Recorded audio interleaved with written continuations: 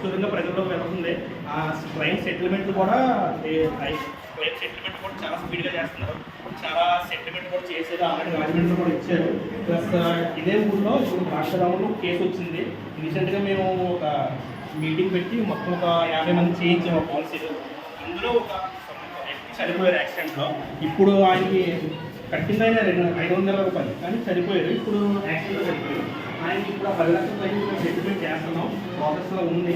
So అంటే నేను నా పర్సనల్గా చెప్పింది ఏంటంటే ప్రతి ఒక్కరు ఒక 500 రూపాయలు సంవత్సరం నుంచి అది ఇష్యూ కాదు. ఖచ్చితంగా ఆ పాలసీ గ్యారెంటీ పాలసీ ఖచ్చితంగా తీసుకోవాలని నేను కోరుకుంటున్నాను.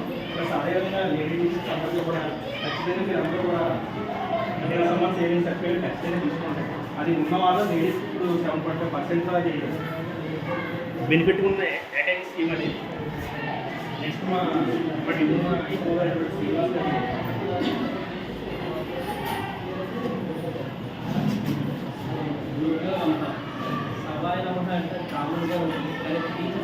సౌండ్ వచ్చిన బయట పెట్టు.